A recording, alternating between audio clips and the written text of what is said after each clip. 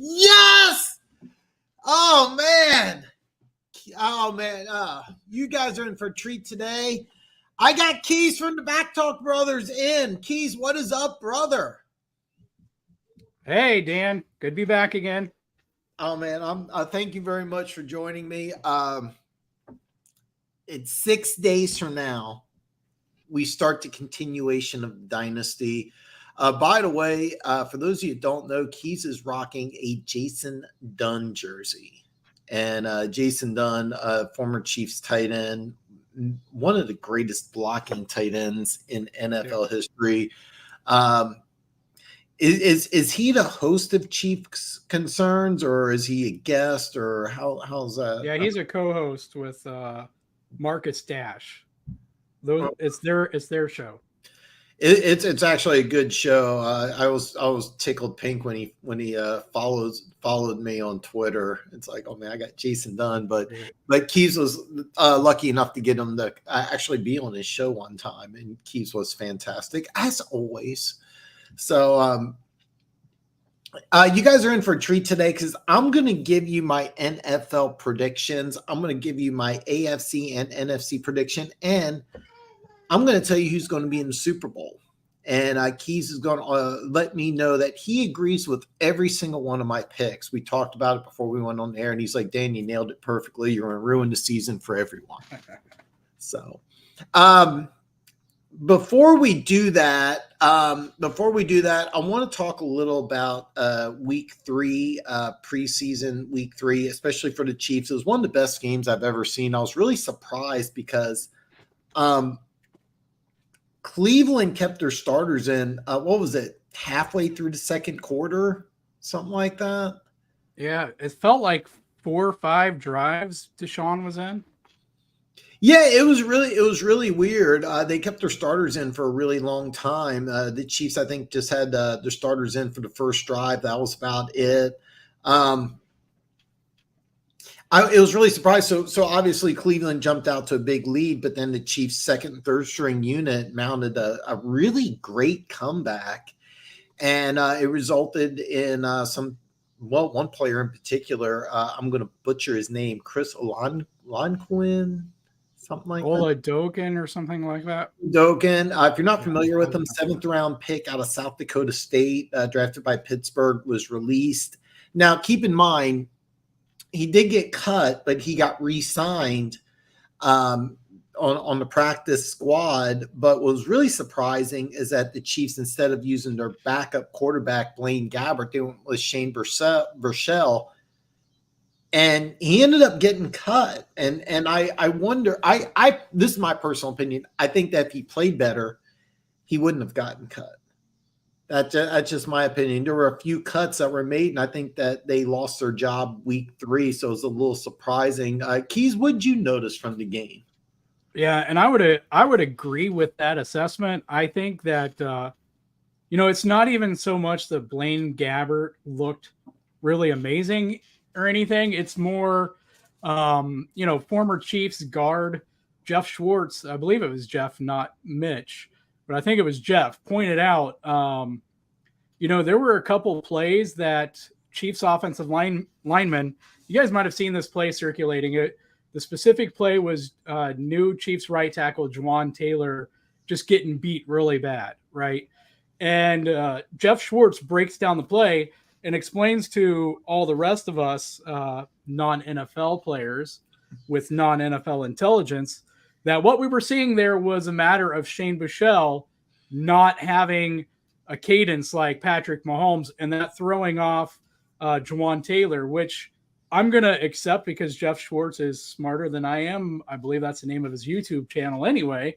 But also there was another play that I highlighted myself on Twitter or X of Chiefs guard / center Mike Caliendo. And there was a play, and I highlighted it. Every other offensive lineman was up, and they were blocking someone, and he was still down in his stance.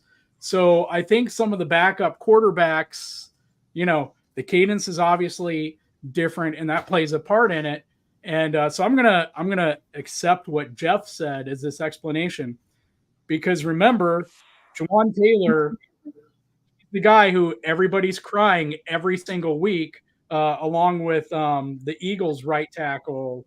Is it Lane Johnson? Is he the right tackle? Yeah, Lane Johnson. False start every play, false, right?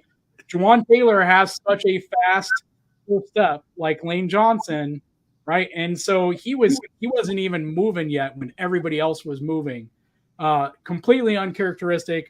As Jeff Schwartz says, you're not going to see that with Patrick Mahomes. That's the quarterback he's been practicing with.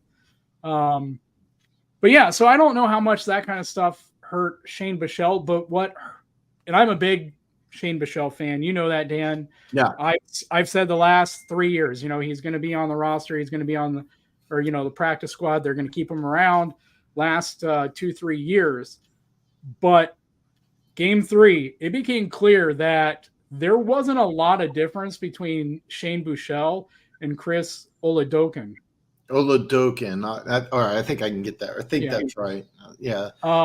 And so, I think that was a huge part of it. Like watching them, there wasn't a lot of separation between them, to me. And, Chris had been the guy that they had on the practice squad last year who simulated, a lot of the dual threat quarterbacks in practice. So I think that gave him, an edge there. But I think the biggest thing was, with some guys who are quasi injured, carrying 7 wide receivers, they just, the numbers, they just didn't have 3 quarterbacks on the active roster. And I think if things had played out differently, Buechele would have been number 3 and Oladokun would have been on the practice squad. But as it is, Shane's gone to Buffalo now. And Oladokun, I don't know as a pocket passer what he's going to be. But when he breaks the pocket, there's a lot of Mahomes there to his game. So, he was fun to watch. I said that. He's fun to watch. He's not – I don't think mentally he's ever going to have that Mahomes, processing. He's not going to be able to do all the arm angles. But he can scramble and still find guys open. So that's exciting. But, back to your actual question there. Yeah, I'm happy for Amir Smith-Marset. I'm a Hawkeye fan. I would have loved to see him stay on the Chiefs. But, it was a numbers game, and he wasn't going to beat out Justin Watson for numerous reasons, no matter what sentimental Chiefs fans. And we always got to pick on – there's always one token white guy that Chiefs fans got to dump on every single season for being on the 53 roster. And Justin Watson's the guy this year. So, yeah, I was a little surprised. I was mildly surprised they kept 7, but I was surprised that they only went with 2 and then signed Oladokun to the practice squad. But I thought that Buechele he lost his job in preseason. That game 3, he would have played better. But it seemed one thing that really stood out to me was that Blaine Gabbert seems to be on a much higher level. They seem to feel really good about Blaine Gabbert. And again, hopefully we never see Blaine Gabbert play except maybe the last week of the season. I think that's the Raiders we play. Funk says he's just hopping in for a minute. You all have a good show. I'll listen tomorrow morning. Just make sure you look at Khalif Raymond over under yards for the week and hit that like button. Funk, I was so excited. I'm kind of jumped up. I forgot to bring this up. Tuesday, Luke G will be on, and he's going to let us know why Detroit's going to win Thursday. Also, real fast, my 49ers video was not released on time. I will have the 49ers and Eagles breakdown videos Monday, the Chiefs Tuesday before Luke comes on, and I will have my week 1 picks video out Wednesday, but normally it will be on Tuesday. It won't be on Wednesday, but I got behind this week. Denver Gator says, "What's up, man? Denver Gator, man, good to hear from you, brother." So Dan, did I hear you right that Luke G is coming on Thursday to talk about where to get the best crack in Detroit? He's coming. You guys, he's coming on Tuesday. I actually will be doing play-by-play Thursday. So when you're watching the game, you can mute the TV, you can turn it on YouTube, and I'll have play-by-play. I will have DraftKings up, so if you want to do some sports betting. Somebody has a different website they want me to use. I'm just going to pick DraftKings. But if somebody's looking at prop bets like Funk is, I'm gonna keep that up here, and I'll let you know what the number is. I haven't looked any of the prop bets up yet, but I know some of you are going to do some prop bettings. I may have actually jinxed the Chiefs, Keys, because I did put action on week 1. I did bet on the Chiefs. So I've been ice cold. Let's see if I can start week 1 off with a bang. But my picks videos during the week will come out Tuesday.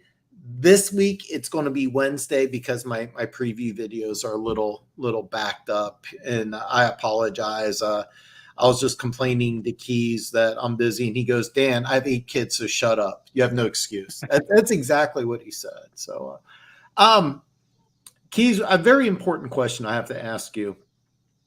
Will Chris Jones play Thursday?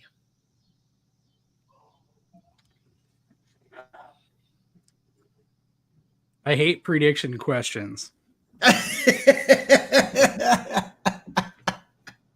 I already said last time, if he doesn't, he's dumb and he needs to fire his agents. And so, you know what? I'm gonna go yes, and I'm gonna go yes for this reason because I think if he doesn't, then he's gonna play for a different team this season. But I'm gonna say yes because, and I think you alluded to it. Travis Kelce came out on New Heights. You know, said he wanted Chris back. Made some comments like, you know, I don't know what you're doing, or you know, I don't get it. You know, let's come back and win a Super Bowl type of thing. And, you know, the thing with Travis, and I said this on Twitter/X, is, you know, it's hard to know when he's being serious because he cloaks his seriousness in his normal humor. Because I think that seriousness kind of makes him feel awkward. But I'm taking that as fairly serious, as a serious statement. And as I pointed out, you know, Eric Bieniemy liked to call Patrick Mahomes a competitive prick over and over and over when he was the offensive coordinator in Kansas City. And one of the things I pointed out is if Travis is saying something like that, you know, it's going to get news, it's going to get misconstrued or properly construed. It's going to be out there. But if Travis is saying it, you know that Patrick is like infinitely more pissed, right? You know that that's infinitely more his mindset because he's that much more competitive than Travis. And, you know, as I pointed out, he's the one who's chasing Brady. He's the one, you know, who's ultimately those Super Bowl wins. It's his legacy, you know, that's being built up there. You know, and as others have pointed out on Twitter, it's kind of like it's a screw you to his teammates, right? Because it hurts everybody. It doesn't help him not to show up, you know, because at the end of the day, if he doesn't show up, what he's saying is, I'm betting on myself or I'm betting against my teammates to be good enough to win without me. That's ultimately what he's saying, right? It's a screw you, you know, you can't win without me type of thing, which means he's rooting for his teammates to fail in my mind. That's how I see it.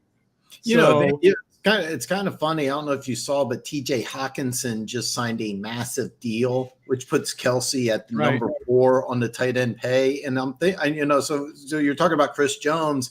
I think if anybody should be pissed about being underpaid, it's Travis Kelce, not Chris Jones. But yeah, I agree with everything you're saying, man. I'm with you too. I do think he's going to play against Detroit. You know, Denver Gator, I have an unfair advantage. So Denver Gator says, ran into a trivia question earlier. 12 teams never won a Super Bowl. Can you name them all? I got 10. I have an unfair advantage because I got them all listed right here in front of me. I got all 32 teams. Well, so I can run through it and I can name all 12, but I have all 32 teams listed right in front of me on a computer. I can go through and I can tell you all 12. And you also have an age advantage over me, but I can probably get I feel comfortable with a half a dozen. I have it broken down by division in front of my computer, so I can go through all 32. I'll actually I'm gonna do it real fast here.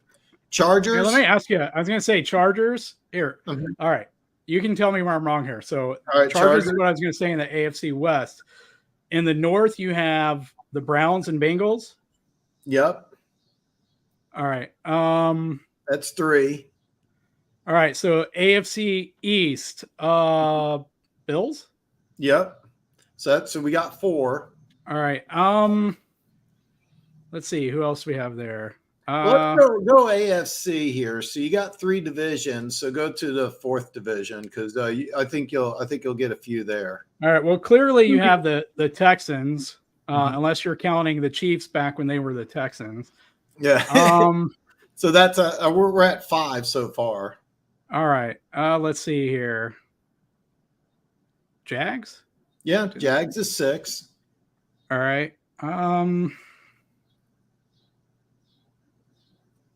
Titans?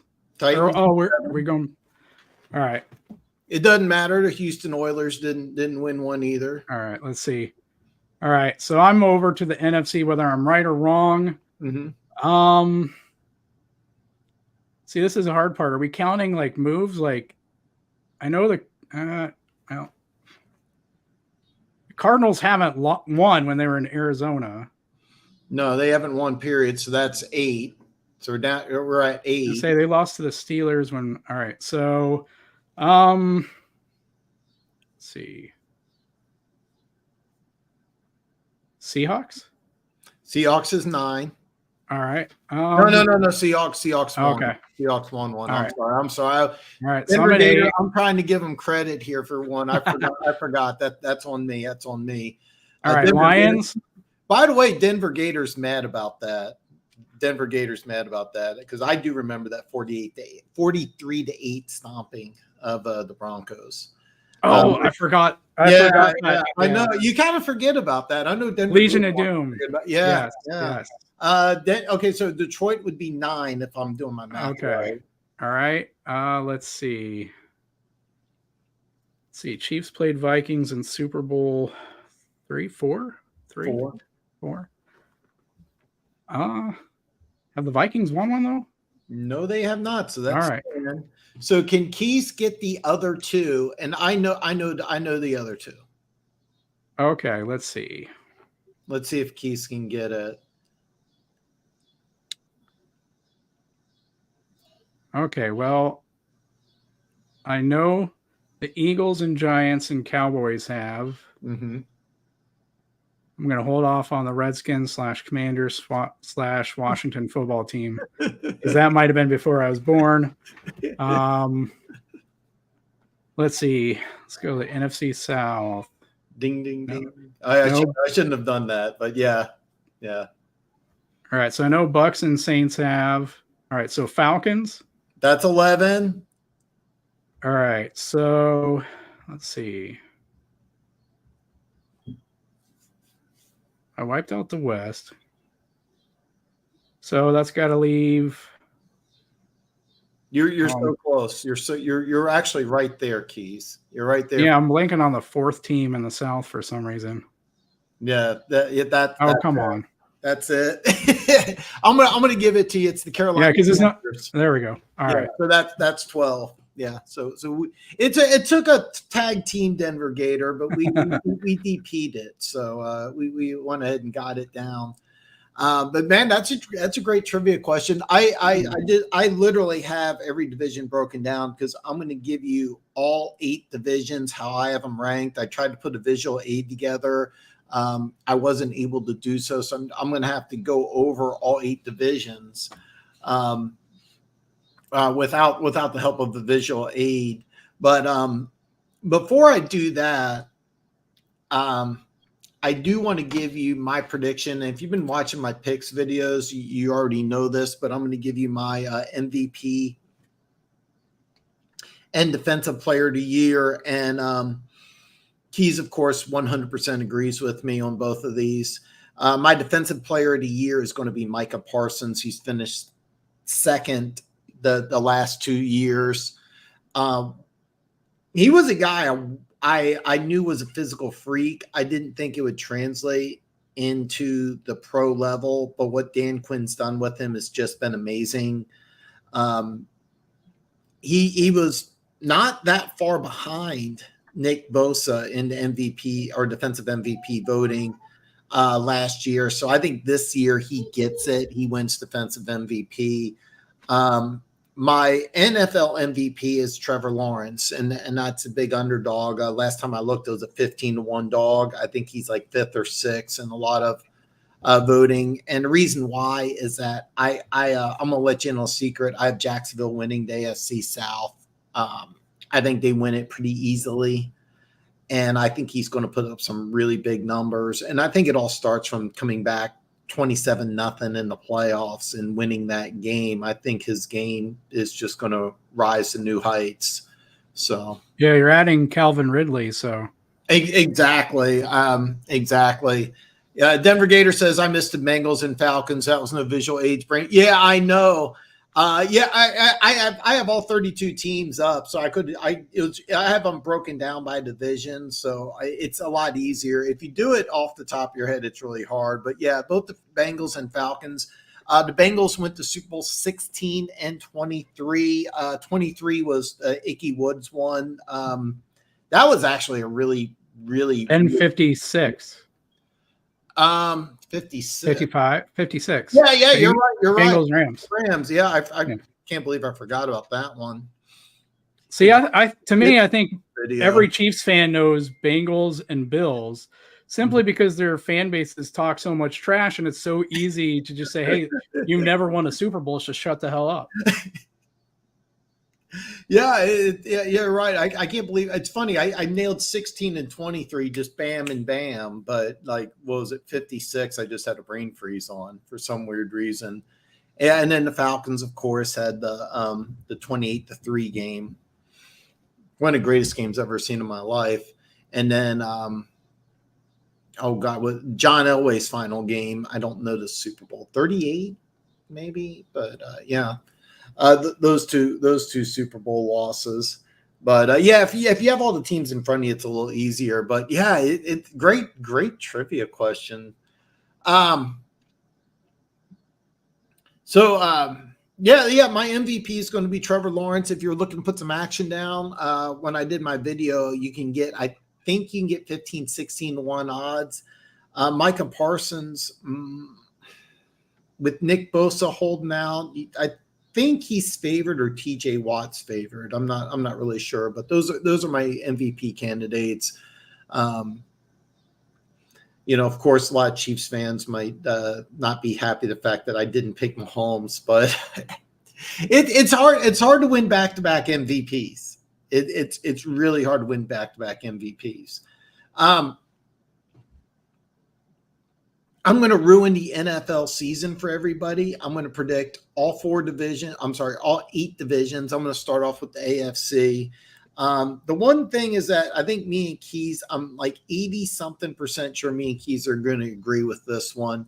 I have the AFC West winner as the Chiefs. All right. So I think me and Keas are good there. We agree there. I think the Aiden O'Connell-led Raiders are going to win. I'm gonna actually give you my FC West order, and I think you may be a little surprised here. I have the Chiefs winning, and I have them as the number 1 seed in the AFC. I have the Chargers finishing 2nd. I have the Raiders finishing 3rd, and I have Denver finishing dead last again. And Keas, you agree with me? I'm perfect 4 for 4, right?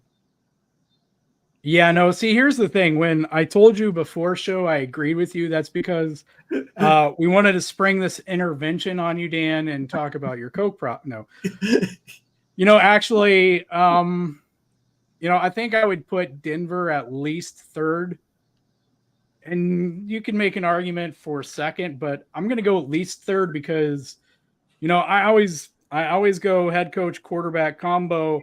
In this case, to me, what the hell has Josh McDaniels proven that I can be willing to put him over Sean Payton?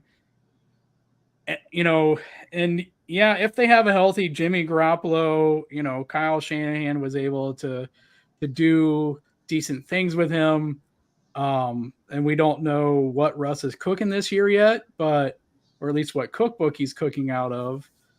But man, it's just hard for me to pick Josh McDaniels coach team over a Sean Payton coach team. And even if you don't respect Sean Payton as much as I do you really respect Josh McDaniels almost that much, or the same or more?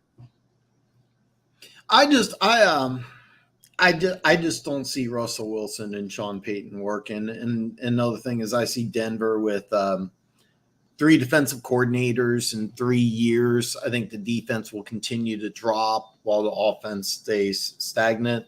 Wait. You were like super high like a month ago on is it Vance Joseph? I think it's going to, don't get me wrong, the defense I think will still be at the top half of the league, but I think it'll take a little bit of a dip, even though I do like a lot of their players. The one thing that stands out about the Raiders, though, is I'm looking at that defensive line. I'm looking at Tyree Wilson. I'm looking at Chandler Jones. I'm looking at Max Crosby. And when I look at a defense, the first thing I look at is pass rush. Can you get after the quarterback? And the Raiders can. Plus, I also like just recently, I think it was it yesterday, Josh Jacobs signed? Maybe it was 2 days ago. Yeah, I think it's been a couple of days or so. Yeah, I just, bottom line, I don't see the Russell Wilson, Sean Payton. I just don't see it working. It wouldn't surprise me at all if we're talking in about 8 months from now, and we're like, okay, who's Denver looking at in the draft quarterback wise? It wouldn't surprise me at all. And that's kind of what I see. But let me ask you this. So you think that Pew Pew and Peyton are going to be competing for Caleb Williams?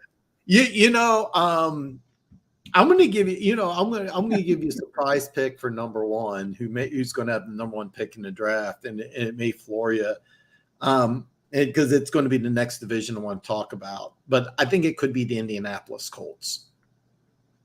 I think Anthony Richardson is just going to have a really, really hard time, and Jonathan Taylor, whoever's mentoring Jonathan Taylor, because he's going to miss at least 4 weeks. I don't know if he's injured, if it's the holdout. That situation's bad.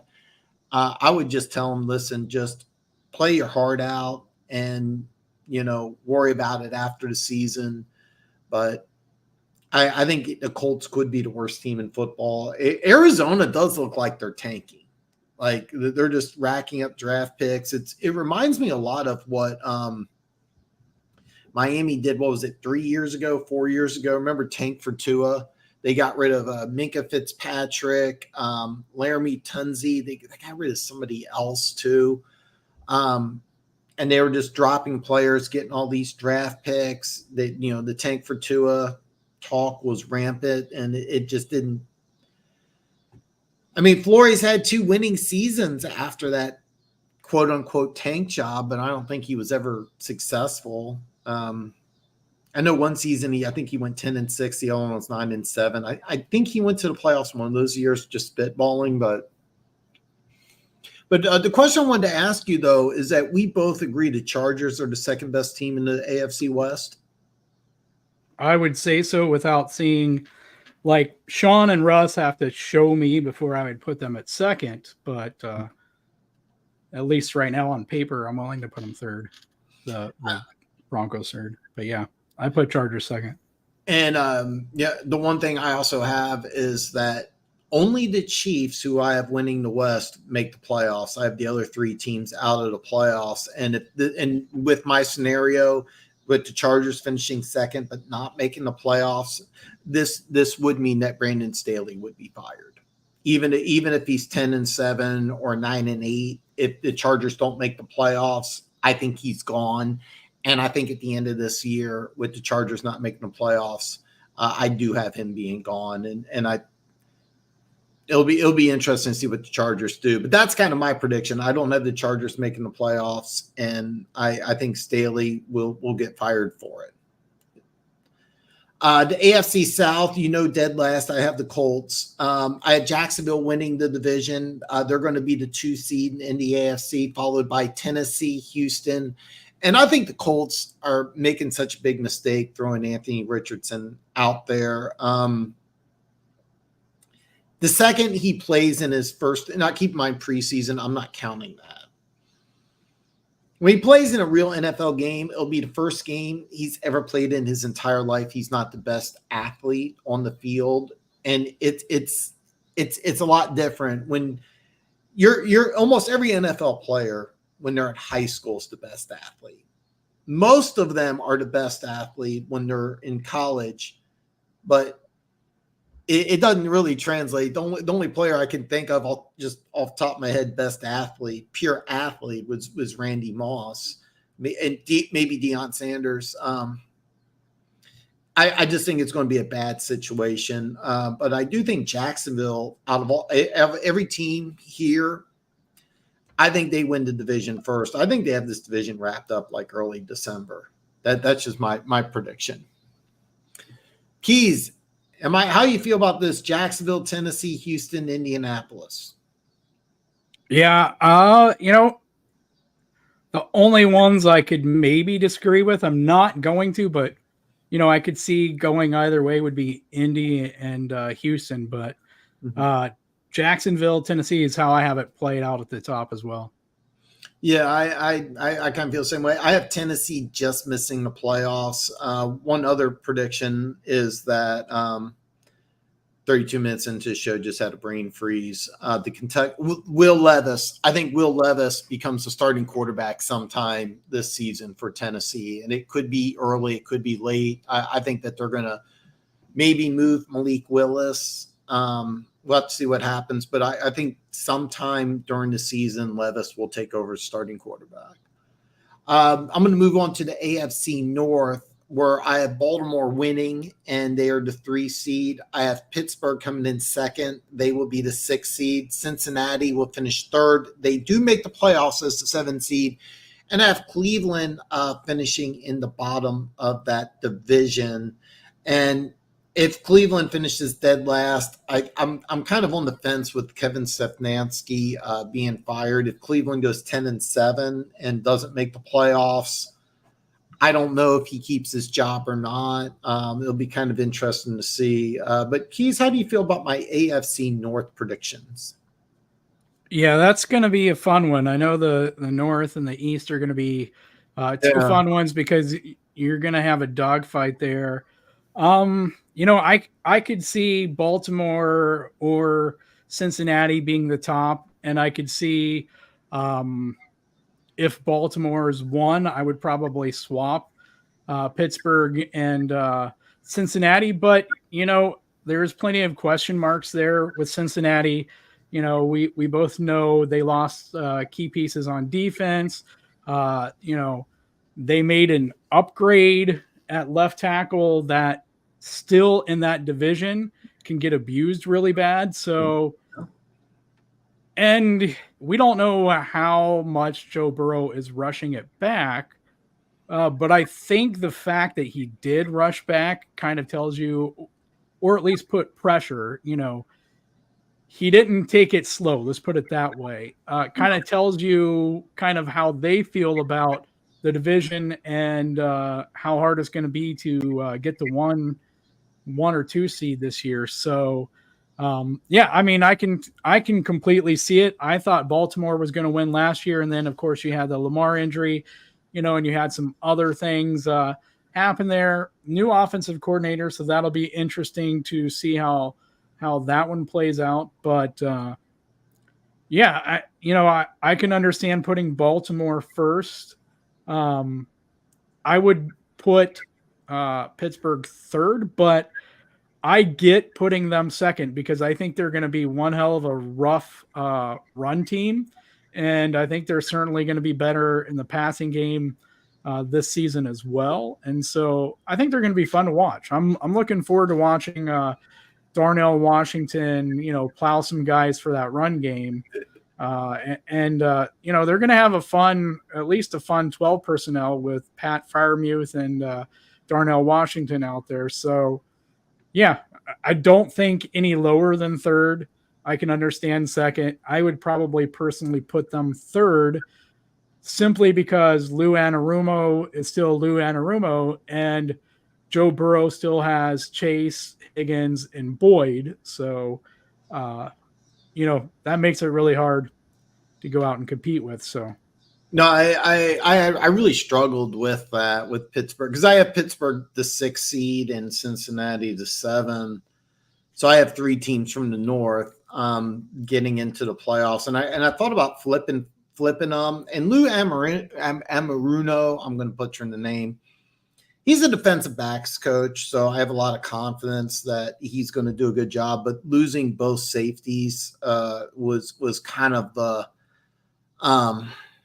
was kind of where I see. I Pittsburgh to me is the one team when I look at this division. I mean, Baltimore added some big names, but they lost some key players. Pittsburgh's the only team in this division that I looked at and I said, well, actually, I could say the same thing about Cleveland, that got better. This is a team that's definitely going to be better. TJ Watt plays the whole season. They probably make the playoffs last year. But yeah, you have Pittsburgh, Cincinnati. I had a real hard time with that. Jesse Bates going to Atlanta, kind of the reason. Burrow, I kudos. Nobody's ever going to question Joe Burrow's toughness, but I do question his availability. If I could, I wouldn't do it, but if I could, is Joe Burrow going to play 17 games? I would bet no. That's just kind of how I see it. Even though he did make a nice upgrade at left tackle. This had me busting up laughing. Denver Gator says Malik Willis gets traded to San Francisco for 2 first and 2 second picks. That's just awesome. Yeah, I mean, you give up 3 first-round picks, and then 2 years later you trade them for a 4th. So, yeah, but the people still love John Lynch for whatever reason. Hatter's House 710, go Lions! What's up, fellas? Hatter's House, what is up, brother? Man, I'm going to ruin the whole NFL season for you. We're doing the AFC first, then we're going to do the NFC. But chime in, let us know what you think. We're going to go through the whole AFC first, and then the NFC. The last division we have is the AFC East. And by the way, here's some big upsets right here. I have winning the AFC East, the New England Patriots, and they are the 4 seed. I have right behind them the New York Jets, the 5 seed. I have Buffalo finishing 3rd, Miami finishing last. And my big upset in the AFC is Buffalo not making the playoffs. Keas 100% agrees with me here. Yeah, listen, last year, it's hard because last year I did think that New England would be better than they were. But this year they made a massive upgrade over at offensive coordinator. Last year they tried, for whatever reason, the Matt Patricia experience. And upgraded to Bill O'Brien. So I think that is a huge net win for that offense. Of course, they had Juju Smith-Schuster, but as Chiefs fans know, knee issues. So, I've always liked what Belichick's philosophy has been with his defense and how he's liked to build that defense. So part of me wants to say, yeah, I could totally see that. I'll just say I understand that pick. I definitely think they're going to be better than last year. I don't even think, though, probably for most people, either saying that New England's going to win the division or the Bills are going to be 4th in the division is probably the biggest shocker. I have 3rd. Third. I have Miami. I don't. Sorry. And by the way, Miami, I mean, Vic Fangio's the defensive coordinator there now. There's a lot of things to like in Miami. I could see them finishing 9-8, 10-7, and still finishing fourth. Same thing with Cleveland. I mean, those two divisions, I think, are really going to beat the shit out of each other. I mean, you could be these two divisions, you can go 10-7 and be last. And I think if you get, I think 10 wins is the minimum to make the playoffs, and it may be 11. It may be 11. Yeah, I think it's going to come down to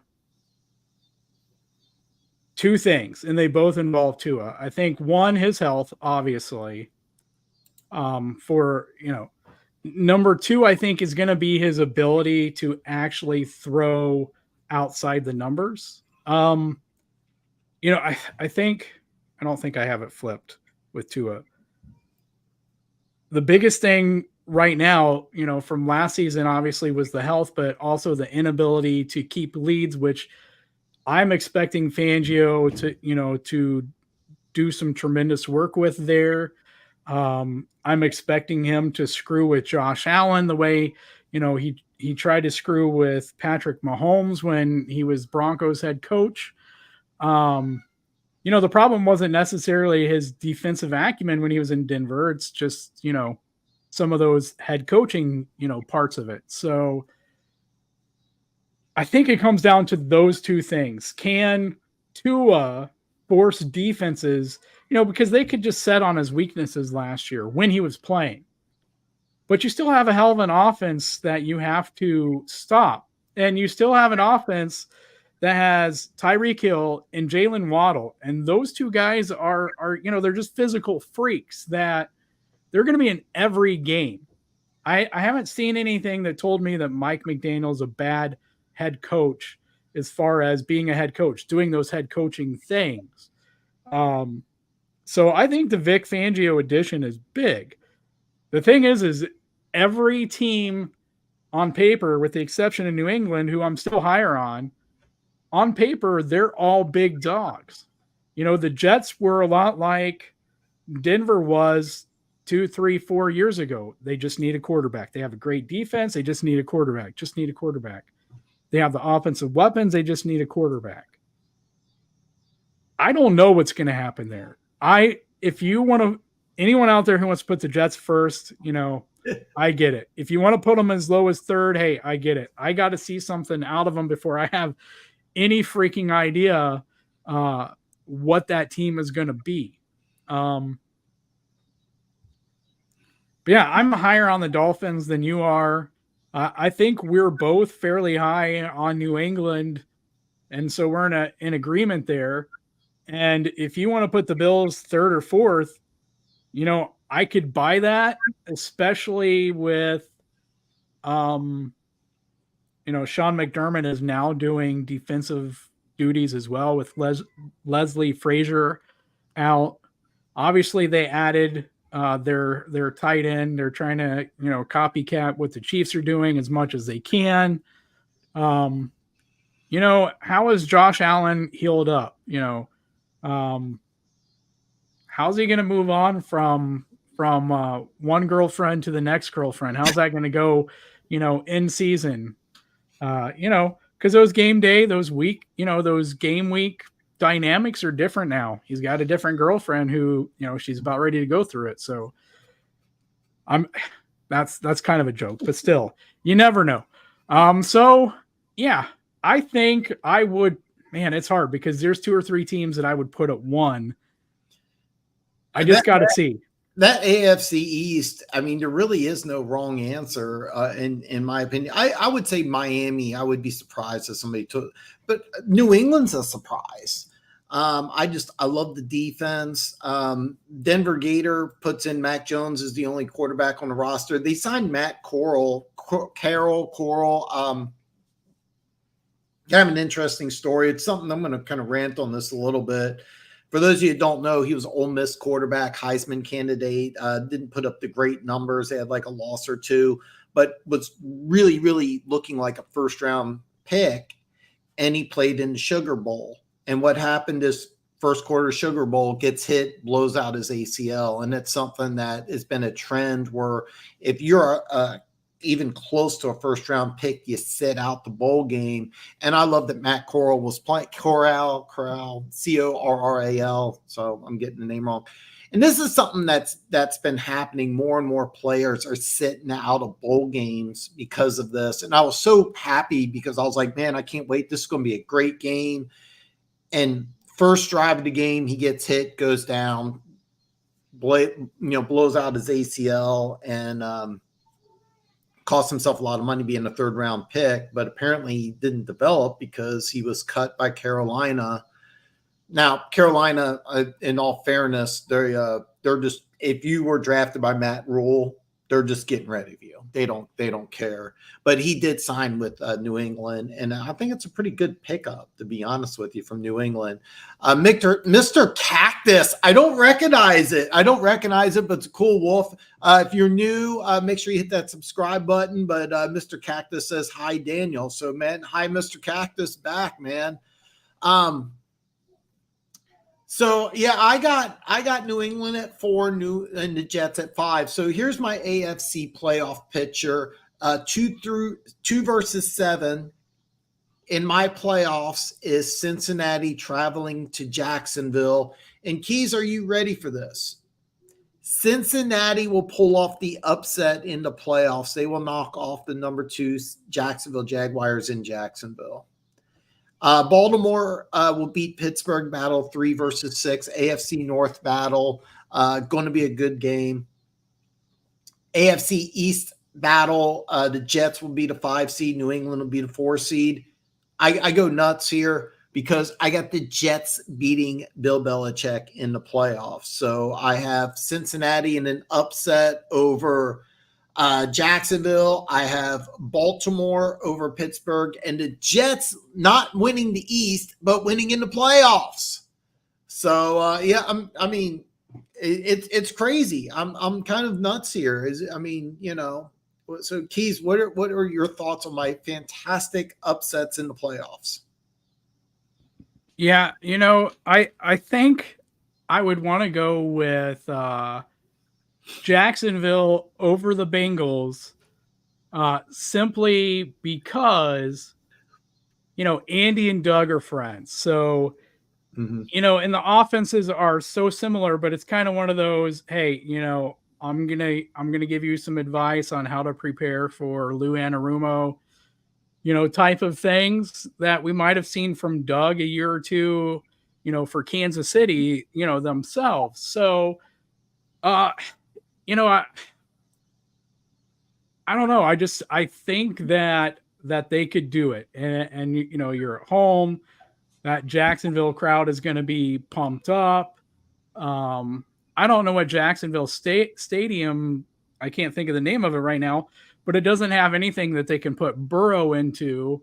The Bengals can put Burrow into. So, I think I would lean Jacksonville over that. Let's see, you said Ravens over Steelers. Yeah, 3, and then my other upset would be Jets over New England. Even though I have New England winning the division, I have the Jets winning in the playoffs. And I think it's going to take a little bit of time for the Jets to kind of get in the sync. But as the season goes on, that's kind of my thought process. All right. So, yeah, I got 2 upsets in the wild card round, and I'm processing these off the cuff. But I think one of the things, if it was Jets versus New England, and I don't think that's in any way a crazy prediction. So I'm not saying that, and I'm not just trying to be contrarian either. I'm just thinking like last year. All right. Last year, New England's offense was so bad, and I wanted them to be so good to beat, certain teams for obvious reasons. They didn't have speed on that offense that they now have. They have their offensive coordinator now that they didn't have last year. And, part of that offense is going to look like the Packers offense that Aaron Rodgers is bringing over, because you have his receivers. I just think at the end of the day, Robert Saleh versus Bill Belichick, both as a head coach and as a defensive mind, you have to still give Bill Belichick the edge. And so then when it comes down to it, the question is Bill O'Brien and Mac Jones, a handicap over Aaron Rodgers and Nathaniel Hackett, who couldn't hack it as a head coach himself? And, I don't know. I think it's fairly balanced. And I think in those games, you almost have to give Belichick the advantage because he's such a meticulous game manager. He knows all the nuances and rules, and if there's another head coach out there that's even similar, it'd be Mike Vrabel who learned all these little things from him that I think at the end of the day, I would almost feel like I had to go with the Patriots, barring injuries from certain players or breakouts from certain players. And by the way, that's the whole thing, is that a lot of this is going to change just due to injuries. I mean, the teams that are going to be the healthiest are going to be the teams that are going to advance. My only logic is that I just think the Jets, as the season goes on, and I think Aaron Rodgers just comes through in the playoffs. And the Jets finally get revenge for Belichick being coach for 5 hours? Yeah, something like that. Yeah, it's a tough one because it's kind of funny because I love what they're doing defensively in New England. And then I look at what they're doing defensively in New York, and it's like, which defense will be better? And I think it's kind of a stalemate. But in the playoffs, which quarterback do I want? Do I want Aaron Rodgers or do I want Mac Jones? And that was kind of my thought process.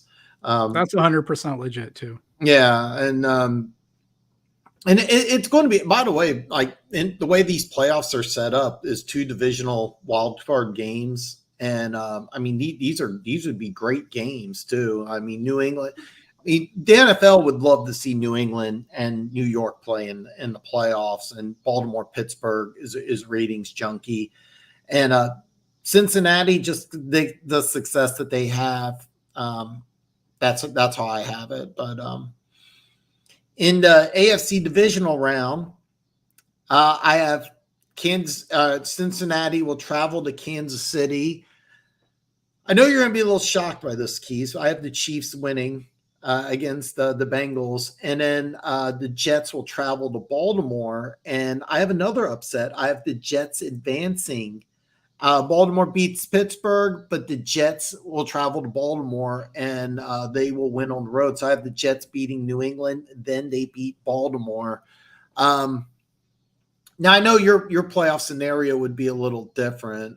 The way you would have your playoffs would be Jacksonville against Baltimore, Kansas City against New England. Let's do this. Let's just do this here. Kansas City against New England. Who would you take to advance? And on paper, that wouldn't seem like a hard matchup, but as many chances as Belichick and Reed have had to go against each other, especially in the playoffs, it's probably it's one of those where it would at least give me some pause there. Mm-hmm. Right now, the way things look, Joe Cullen might be more focused on building his run D on the defensive line, which could give some advantage, in that kind of game. But if not, if kind of what we've seen over the years in a Steve Spagnuolo defense where we didn't have a great run defense, I think that would probably be fairly scary. We haven't faced Belichick without Tyreek Hill, which obviously gave him a headache, having to, and not that he had a problem necessarily figuring out how to handle Hill and Kelsey at the same time. But yeah, I don't know. In that scenario, I'm still picking the Chiefs, obviously, because as neck and neck as Andy and Bill are, Mahomes and Mac Jones are just so far apart, it's not even funny. So yeah, but even in your scenarios those are some interesting matchups. No, these are great games, and I left off, talking about New England, Ramondre Stevenson and Ezekiel Elliott. I mean, when if you got Ezekiel Elliott, who doesn't play almost most of the season, and he's fresh, could he have one really great game in the playoffs? I was at that AFC Championship game in 2018 when the Patriots beat Kansas City, and they did it by, I think the number was 176 on the ground, and it was a combination of it was James White. I'm drawing a blank on the guy's name, the white guy, the white running back. Rex Burkhead? Yeah, Rex Burkhead, James White, and some other guy. But basically, bottom line is they just ran right through Kansas City. And I remember watching that game because the first drive, Brady, I don't think threw one pass. It was literally, it wasn't creative. It wasn't fun. It was just right up the middle. Well, now you got Ramondre Stevenson and Ezekiel Elliott doing that. That could be kind of scary. Keep in mind, I think the Chiefs' offensive line's a little better than the Patriots' offensive lines, but that would. The fun thing about that game is that the Chiefs would be a heavy favorite in that game, and a Bill Belichick coach team as an underdog, a big underdog, is always scary. Now, a fun thing about that would still be, though, I think I'm right in saying this, the last time the Chiefs and the Patriots played, Bob Sutton was still the defensive coordinator, or am I wrong on that? I know you are wrong, because the year the Chiefs won the Super Bowl, they went up to New England and won 23-16 in 2019, if I'm correct. Spags was the defensive coordinator, and that was a game I really thought Kansas City was going to lose. And that's where I was going with that is Spags and Belichick's history. Spags' history against Belichick's offense is its own story. So now in your scenario, Baltimore would travel to Jacksonville, and that would be a great game. Jets, Ravens, I think would be a lot of fun, but let's have some fun with your scenario. Jacksonville hosts Baltimore, and yeah. Jacksonville hosts Baltimore. The winner advance. Well, we don't know the order, but the winner would play Kansas City. Jacksonville, Baltimore in the playoffs. That, to me, that would be a fun game. Who on paper. Oh yeah, you got I think very highly of Jacksonville. That front seven, loaded with talent and speed.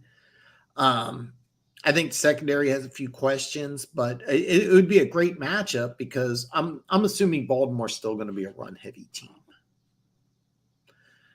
We're going to wait and see because they have a new offensive coordinator, but I watched Georgia last year. They were a run heavy team last year in the SEC. So I'm assuming Baltimore's still going to be a run heavy team. And I think Jacksonville, their front seven is going to be really good. I think they might have some problems in the secondary, but those two teams match up really, really well against each other. And Doug versus John, two Andy Reid disciples. So yeah, even the coaching advantage, Lamar, you have John Harbaugh and Lamar Jackson, because I'm always head coach quarterback. Yeah. John Harbaugh, Lamar Jackson, Doug Peterson, Trevor Lawrence. Like, those are two, I don't want to say premier, but, because they're not Andy Reid Mahomes, but they're as close, to that kind of level, almost in the whole NFL. So yeah, that it would be really fun. And I think I couldn't even give a prediction without seeing, a certain amount of games of what Todd Monken is going to bring to, your name butchering is rubbing off on me. Speaking of rubbing off. And so I would have to see, at least at least 4 games of the season before I could have an idea what the offense is going to look like enough to know. But, at the same time, and I don't know how you felt, Dan, but the Chiefs faced the Ravens with Greg Roman enough times that, to me, the Ravens would have won each of those matchups, except for the fact that Greg Roman felt like he had to have Lamar Jackson try to impersonate Patrick Mahomes. Like each of those games, they were running the ball. They were having all kinds of success. They were scoring points. They had the lead. And for whatever reason, Greg Roman was like, you know what? You go out there and you be like Patrick Mahomes and let's see what you do. And then he had him drop back so many times that they ended up losing those games. So that was my take, and you can disagree. And even if there's Ravens fans out there, it's funny because the year the 2019 when Chiefs won the Super Bowl, they weren't the 1 seed. The Ravens were. The Ravens were 14-2. They played Tennessee, and they threw the ball 59 times against Tennessee. And I remember watching that game, and he didn't look. Lamar Jackson looked really uncomfortable. He threw 3 interceptions. He didn't look like it was a completely different offense. It was just terrible. And, they should have really got rid of Greg Roman right after that game, to be honest with you. But they felt like, hey, we're going to build this offense. He had his MVP season, and he just, they gave away a game against Tennessee because that game was close. Lamar Jackson just wasn't comfortable at all. And I kind of go back to that, but a Jacksonville-Baltimore, God, that's okay. So this is going to sound like it's going to sound crazy. If Jacksonville advances to the division round and they host Baltimore, I know I have them losing Cincinnati, and the reason why is that if Cincinnati, who I think is going to be banged up, I think Burrow is going to be banged up. If he enters the playoffs healthy, I think you'll see Rays in play. I would pick Jacksonville over Baltimore in the division round. So in your scenario, I would have it would be Kansas City and Jacksonville, and what a great AFC championship game that would be. In the scenario that I got with Jacksonville getting upset in the playoffs, I would have the Jets beating Baltimore. So we both have Baltimore. You're kind of on the fence. I have Baltimore losing to Jacksonville, and you're on the fence with but I'll be honest, that Jacksonville-Baltimore game sounds like a lot of fun. Yeah, I mean, man, who would I pick if I had to pick That's between a those tough two one, teams? man. That's a tough one. I mean, let's just do this. Assume that both teams are healthy. All right. Assume both teams are healthy, and that Monahan's offense is a run-heavy offense, but better than Greg Roman. Or let me do this here. Let's assume Lamar Jackson's not going to throw 50 times against. Well, let me bring up one more point though. Sure. I think it was 2021 playoffs, right? Were the Ravens in the playoffs in 2021? Was that the last year? They were in the playoffs last year. They lost to the Bengals last year. 2 years ago, I'm drawing a blank on 2 years ago. Last year they lost to Cincinnati 24-17. I'm trying to remember what year it was. I don't think it was last year. I thought it was the year before, but maybe it was last year. One of those years that Lamar was looking great. I remember a story came out about Ed Reed talking to him and telling him that he needed to put himself first, to put his health first. And after that talk, like, Lamar looked completely different in the playoffs. Like, he just, I believe that was the 2019 game against Tennessee. I believe that, yeah, and that was the game he threw the ball 59 times, and I blamed Greg. Okay. I could be wrong about that. It could be that it was 2020. I might be just lying to you, but I do know for a fact his MVP season against Tennessee, for whatever reason, they just completely changed everything. They had the bye week to prepare, and they put in just really crappy offense. I mean, it didn't make any sense. All I was going to say is that after that talk, Lamar didn't look like he wanted to take contact. And all I was going to say was he's got his contract now. So, I don't think that that's probably in his mind anymore. And I don't know if that's a big difference maker, but, it's at least something to consider. Yeah, and I agree. And that's kind of part of the reason why I like Jacksonville is because I'm looking at Trayvon Walker. I'm looking at Josh Allen. I can't pronounce his name. Force Olukun, something like that. He's led the NFL in tackles the last 2 years. This is one of the greatest stories in all sports. Nobody's talking about.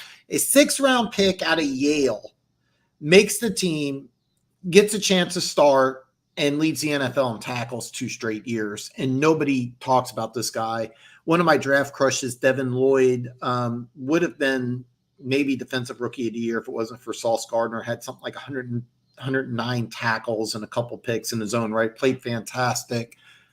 That front 7 of Jacksonville is fast and talented. And I think that would be a great matchup against Baltimore. And I think it would cause some problems where I'm looking at Baltimore, who's got a pair of really great inside linebackers, but I think Trevor Lawrence would outplay. Give me a quarterback to play in the playoffs, I'm taking Lawrence over Lamar Jackson, and I don't know if that's fair or not. But that would be. And you have good weapons on each side. You think about Baltimore, and if Odell is healthy, right? And is Zay Flowers the one they drafted? Yep, Zay Flowers. You add in Rashad Bateman, and you have a pretty good 12 personnel because of Mark Andrews and Isaiah Likely. Yeah. You can do some stuff there. You can slow down Jacksonville's pass rush. You can do some things. So yeah, both teams. It would be a great matchup. It would be a great matchup.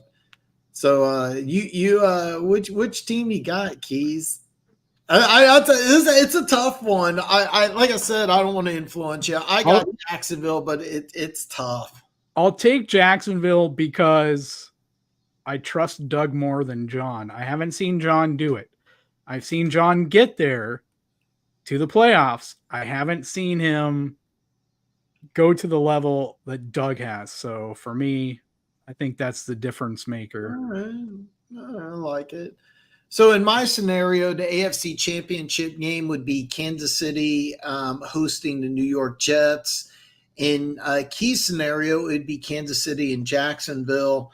And I think everybody's really curious. I think there's a big surprise of who we would have advancing to the Super Bowl in the AFC. I don't think anybody's going to figure it out, but we will try not to keep you in suspense too long. But let's do this here, Keys. Chiefs, Jacksonville, Arrowhead Stadium. Who do you have advancing to Super Bowl 58? It's Chiefs, but I don't think it's as easy as probably half the people out there think it is because, again, at least for a half, it's like Doug and Andy, because of their connection, it's kind of like the Water Boy, where the coach has the playbook. They have each other's playbook. Like they literally have this, most of the same plays. Well, not most, but a good deal, right? It's the same system. And then, Pat and Travis and the janitor and whoever else, submit plays. So it's a little bit different. True story. Did you guys hear that one? I heard it. Please share it with everybody else. Well, I don't remember the whole story other than Andy was getting interviewed and admitted that when they were in Green Bay, that the janitorial staff for Green Bay, it was like a mom and pop, organization or whatever. And the guy that owned it kept telling Andy, "Hey, I gotta play for you. I gotta play for you." And eventually Andy's like, "All right, let's see it." So the guy drew it up and Andy's like, "You know what? That's a pretty good play." And he called it in the game and they scored a touchdown. And he said the guy turned to his wife, kept saying, "That's my play. That's my play." And she's like, "Yeah, whatever." But the janitor, they used the janitor's play. So what it is that Andy Reid, he'll go he'll get placed in the Janitors, because one thing the Chiefs do, and I think a lot of other NFL teams do this, but it's really prevalent with Kansas City because of their creativity on offense, is that they will employ scouts to go to high school games, low-level college games like NAIA, Division II, JUCO, and look for plays, schemes, anything. And that's one of the reasons why I also would have Kansas City beating Jacksonville. A second thing I would add is that unlike Bill Belichick, who struggled against his assistants, Andy Reid, I don't have an exact number, but Andy Reid's had a real good track record with beating former coaches. There's a lot of them. Sean McDermott, Doug Peterson last year. Andy Reid just has his assistants numbers. He always has. And I am with you. It would be a tough game, a very tough game, but I would have Kansas City beating Jacksonville. Let's flip it around though, Keys. The Jets travel to New England. They beat the Patriots. They travel to Baltimore. They beat the Ravens. Now they come into Arrowhead. Do they go 3 for 3 on the road and advance to Super Bowl 58? I'm going to say no.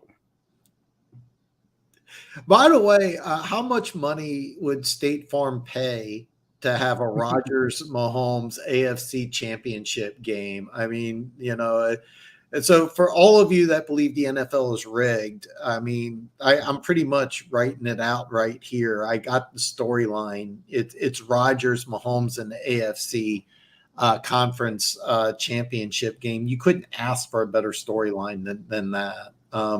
Rodgers would be the underdog, Mahomes the favorite. Great game, and in the scenario that I lay out, part of the reason why I think Kansas City would win would just be a little bit of attrition. Just you're going against two tough defenses in New England and Baltimore, and then you come into Arrowhead. And I think it's just a situation you just may run out of gas. That's kind of part of it. With Jacksonville, I just like Andy Reid against his former coaches. But again, look at what we're wearing here. I got my Chiefs jersey. I got my Chiefs shirt on. Keas has got his Chiefs jersey on. I mean, who the fuck else are we going to pick? But in my playoff scenario, I have some upsets. But Keys, let me ask you this here. In my AFC prediction, I have the Chiefs as the 1 seed, Jacksonville as the 2 seed. Are we seeing eye to eye here? Do we think that the two best teams in the AFC are Kansas City and Jacksonville?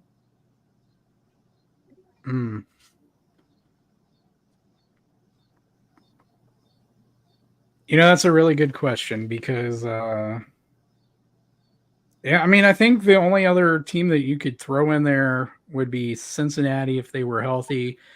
And again, there's enough of a question mark with the defensive losses. If Brandon Staley can learn how to be a head coach, I think you could probably throw them in there. Like if you wanted to throw them and the Bengals, if you wanted to throw all four, or if you wanted to replace the Bengals with the Ravens, I think you could throw those three teams in there and battle it out for second place. I'm just going to throw it out there. I don't have the Chargers making the playoffs, but if you say give me the most talented team in the AFC that's not the Chiefs, I might tell you the Chargers. If you're just going by talent, Herbert's got so many weapons. Joey Bosa, when he's healthy, is as good as it gets. Khalil Mack maybe in Canton one day. Derwin James, another stud. I mean, they got playmakers. It's just I'm not sold on Staley. That's the only thing I got against the Chargers. Talent wise, they can compete with anybody. We're playing Madden. The Chargers are probably a 12 to 14 win team in a Madden season, but you got to play the games, and also the Chargers seem to get snake bitten by injuries every year. That's another thing, but we're going to go to the NFC now, and I'm going to go in this order here. I'm going to go with the top seed, who I think is going to be the Philadelphia Eagles. I have the NFC East. I have the Eagles being the 1 seed. I have Dallas which would end up being the top wild card team, the 5 seed.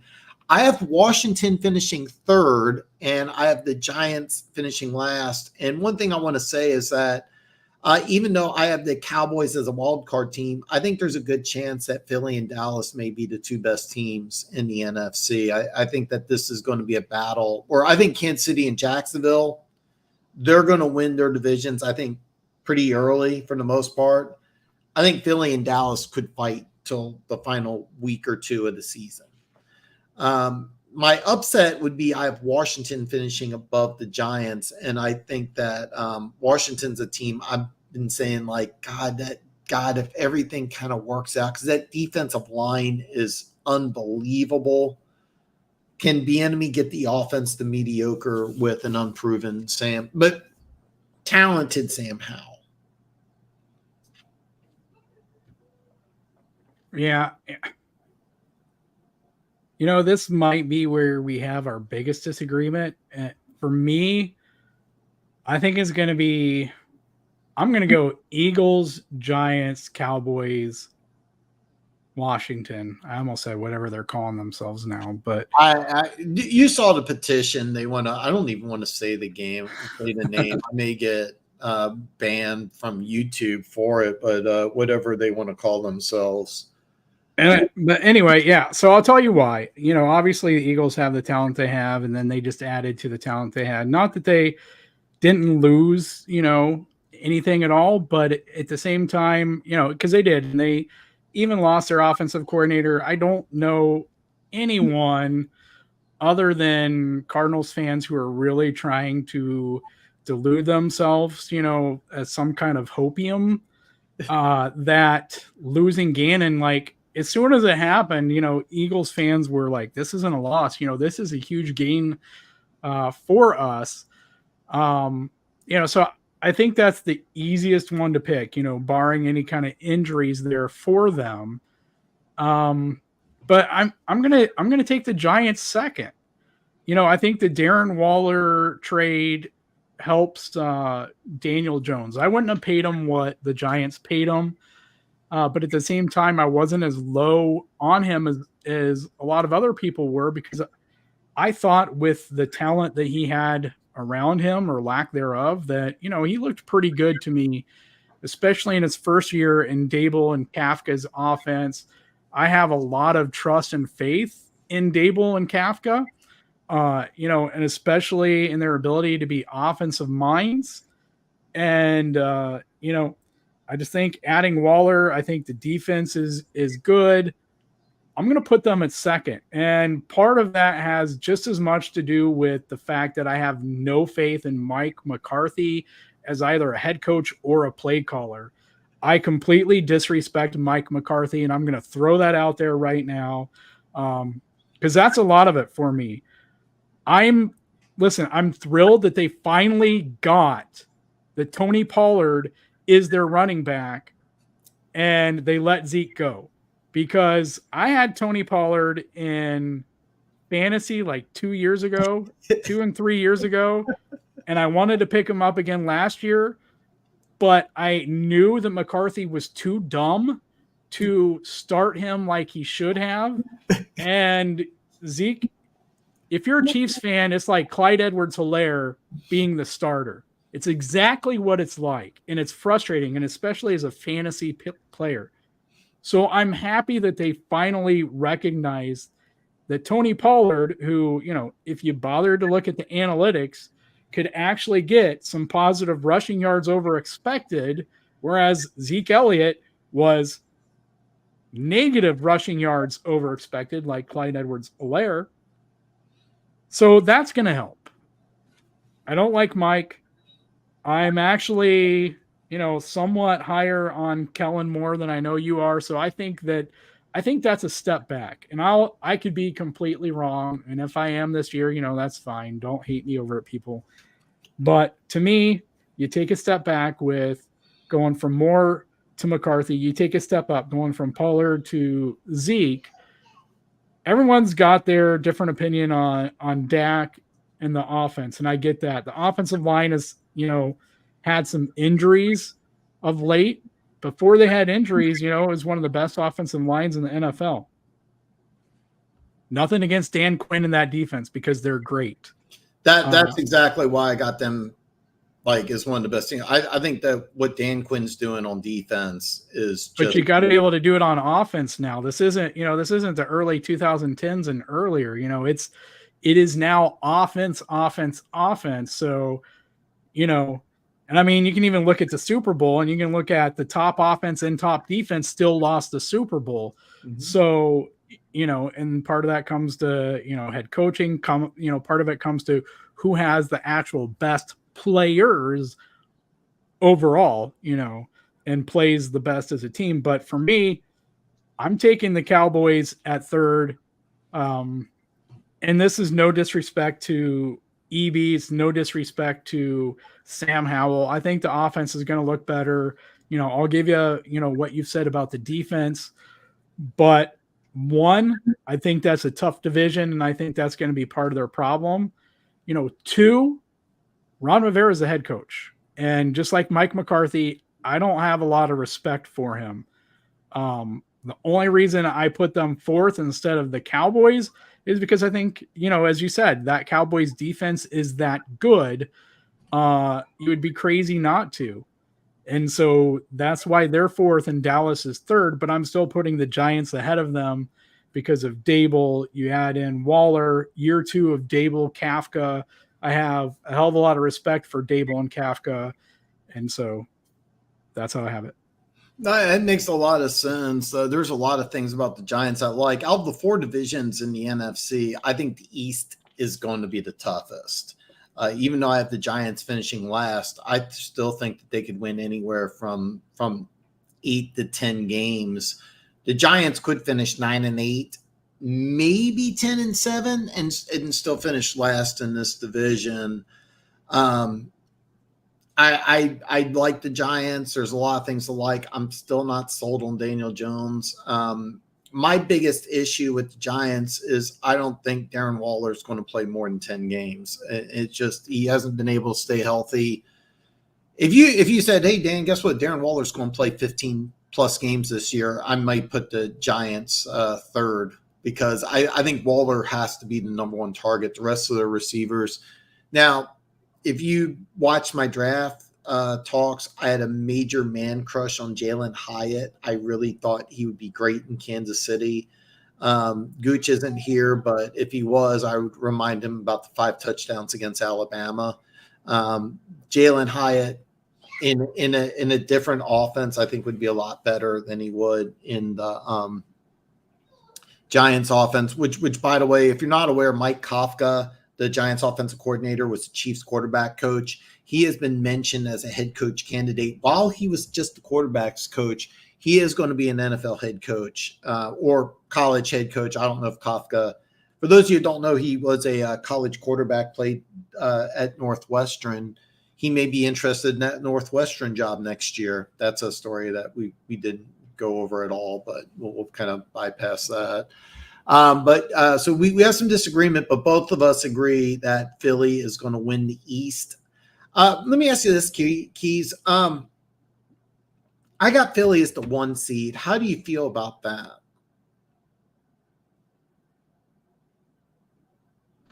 Yeah, I completely understand where you're coming from, and I'll probably go with it, even though part of me wants to say, I'm still high on the 49ers, and I know you're not a Brock Purdy fan, but I am. But got to see how he comes back from injury. So it's kind of pending there. If he's good to go coming back from injury, everything I've heard about him, everything I've seen from him is he is a very smart, fast learning quarterback. You now have a whole year, right, of CMC. Shanahan's had a whole offseason to tweak his playbook with plays to take advantage of CMC. With the 49ers, it always comes down to injuries, though. At least until they make the Super Bowl, and then it comes down to Kyle Shanahan not being able to keep a lead. But getting there, it's a matter of injuries. So, that's why it's hard. Because part of me wants to say I would put the 49ers over the Eagles. And I'm still not convinced that the Eagles, I'm not going to say they wouldn't have won if the 49ers hadn't been, down 3 quarterbacks, but it would have been super close one way or the other, in my opinion. So, I'm kind of starting there at the same place, but I don't want to go there yet because got to see, Purdy play some games and actually be healthy during the season. So I also want to make sure Nick Bosa signs. Don't get me wrong. I think you could take Nick Bosa away from 49ers, and I think the defense is still going to be good. But I think if they want to get past the championship game into the Super Bowl, I think you need Bosa. And that would be just my opinion. But I think they can get to the playoffs without him.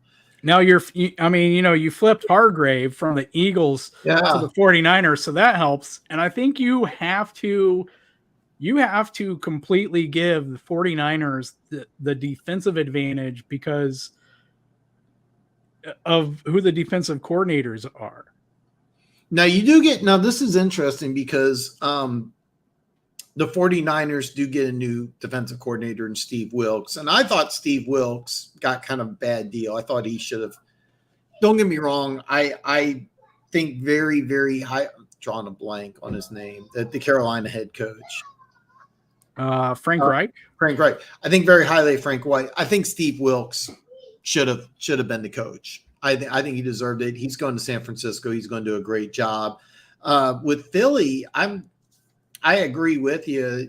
Jonathan Gannon may not be that big of a loss, but Steve Steichen, who's now the head coach in Indianapolis, he was the Eagles offensive coordinator. I say Steve, it's Shane Steichen. And I don't have the list, but they did take both coaches took some assistant coaches. So there's a lot of roster turnover. Yeah, I got Philly still as the 1 seed because I have a hard time believing San Francisco can stay healthy. It's kind of funny because that's the video. It was supposed to be released today. I broke down the San Francisco 49ers. That is one of the things I don't like is they got a lot of players that are, consistently battling injuries that you have to count on. But top to bottom, if they stay healthy, like you got to watch out for 49ers. Yeah, their 49ers are very similar to the Chargers, only with, and it's for much as we'll make fun of Kyle Shanahan with a much better head coach. I mean, that's I do think he's a better coach than. But the Chargers do have a better quarterback, so Yeah, they do. But other than those two things, they're fairly similar in a lot of ways as far as the amount of talent they have. And at least the last 5 or 10 years, how many injuries they have. So, I'm probably going to throw you off here because I have as the 2 seed in the NFC, I would have the NFC South winning Saints as my number 2 seed. The NFC South, I have the Saints, Atlanta, Tampa Bay, and Carolina. I think Atlanta barely misses the playoffs. And I think that if they don't get to the playoffs, I think Arthur Smith will be fired. There could be circumstances like maybe they're 10-7 with some injuries, and he ends up keeping his job. But I do think the Saints are a team I'm very, very high on. I'm much higher on the Saints than most people. They have a good defense. The quarterback situation is going to be much improved. Chris Olave, I think, is going to make the next step up. Michael Thomas, for the first time in a couple of years, looks like he's completely healthy, ready to go. You bring back Jimmy Graham. I'm not saying it's fair, but Alvin Kamara is going to miss 3 games, and that's it. They're not really going to miss that much. With Kamara just gone 3 weeks out of the season. There's a lot to like about the Saints. I'm much higher on the Saints than most people. So I think that I think Keas will probably disagree with me with the Saints being the 2 seed. But part of that is that I could see the Saints just sweeping the South because I don't think Carolina's going to be good this year. I have a lot of questions about Tampa Bay. I like Atlanta, and I'm excited to see them play, but I couldn't put them in the playoffs. I just can't. I just couldn't do it. Yeah. I think after what I said about the 49ers, it's not hard to guess that number 2, if the Eagles are number 1, then for me, the 49ers are number 2, would be my number 2 seed. I would have the Saints as my 4th seed because I'd probably have Detroit as my 3rd at this point. Yeah. Let me ask you this here. How do you feel about Atlanta, Tampa Bay, Carolina finishing 2, 3, and 4? And do either one of those teams make the playoffs? Yeah, I would buy that. Okay. Yeah, I don't think there would really be anything that I would argue there with that. I'm going to go with the NFC West next. And one thing me and Keas will agree upon is that we both have San Francisco winning the West. I have Seattle finishing 2nd, and I have them getting a wild card spot. I have them taking the 6th seed. I have them followed by the Rams and Arizona. I'm going to be honest with you. I think the Rams are a team that's going to be better than people think. They added a lot of draft picks, a lot of youth. They're still, basically just trying to add players because Stafford, Cooper Kupp, and Aaron Donald take up. I did the video, and it's something crazy. It's like $105 million just between those 3. And they reached out to Stafford and asked, "Hey, do you want to take a play cut?" Not only did he say no, there was an article about his wife saying that Stafford was complaining about not being able to relate to the young players. He complained that he did the same thing I did, where I always complained because people are just walking around playing with their phone all the time. But my biggest issue is people do that when they're driving. That drives me up the wall, but that's neither here nor there. But Keas, San Francisco, we agree on. How about Seattle, Rams, and Arizona? Yep, I'm with you on that order. Does Seattle have a good enough team to make the playoffs?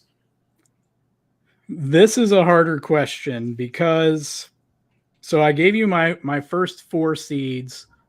Mm-hmm. See, it sounds crazy to not put Dallas in the playoffs, but I would have on my first instinct, I want to say Seattle, Minnesota, and New York are your 5, 6, and 7, but it sounds crazy to put, as much as I was down on Dallas, it sounds crazy to not put them in the playoffs. So, the question is the 7th seed for me, is it going to be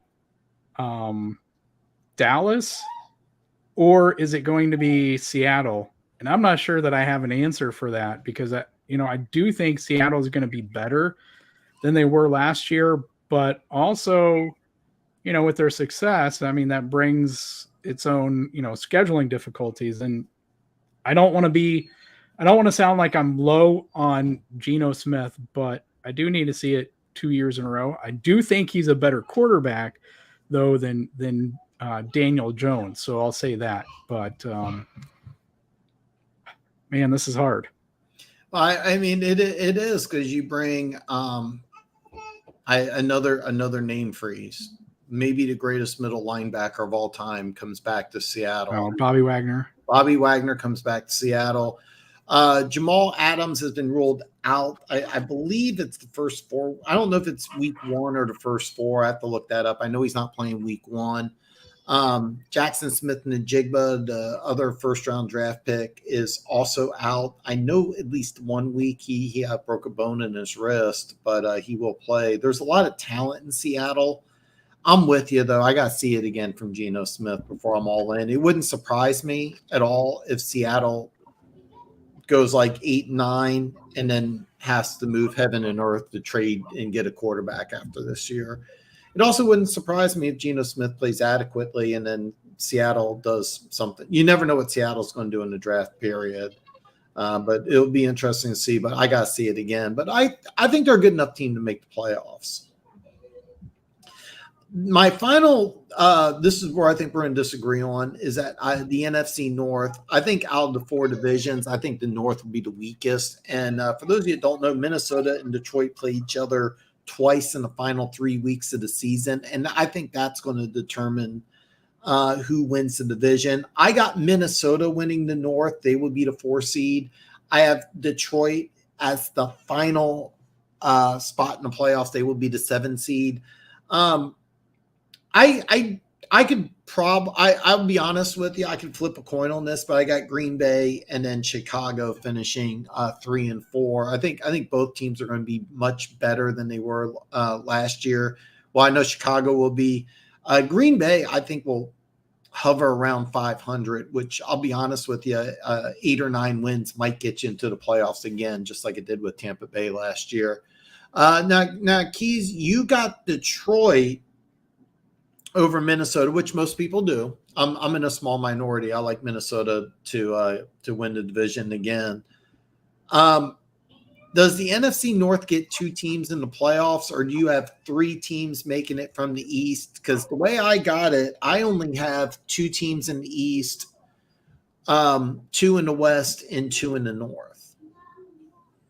Yeah, I have 2 in the North, and I'm kind of with you there in the North. I could go either way. I mean, I could make, and I have made the case, for Minnesota being just as good as they were last year. I know they had some of the luck, that factored in games last year, but they also added Brian Flores, who I'm super high on, what he's going to do to that defense, to where I think they can be an 11, 12 win team again.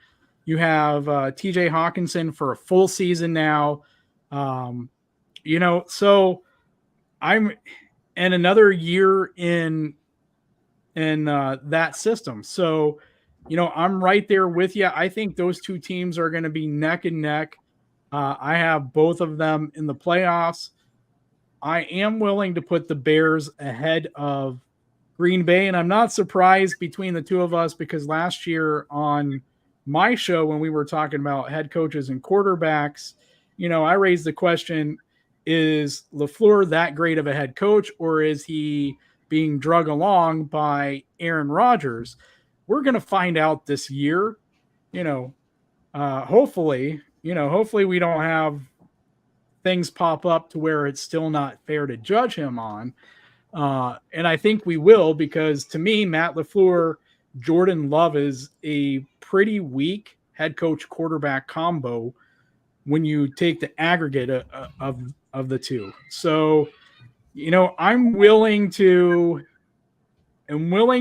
give a little optimism on Justin Fields and some of the moves the Bears have made, and I'm willing to put them in 3rd place. So, yeah. Yeah, the one thing we do agree upon is that we got 2 playoff teams in the North, and I really do. And like I said, I think those final 3 weeks of the season are going to decide the division between Minnesota and Detroit. They don't. It's a crazy thing the NFL did with scheduling. Don't even have them play till the final 3 weeks of the season. It will come down to those final 3 games.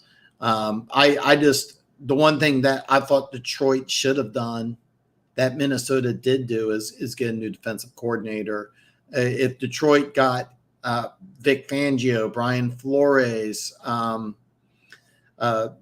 Jonathan Gannon, if they got anybody, I would take Detroit over Minnesota. I don't have faith in Aaron Glenn. You've been in Detroit for 2 years. They've had a bottom 5 defense both years. I think you can't just blame the players. You got to say, hey, there's something wrong. But I do have Detroit making the playoffs.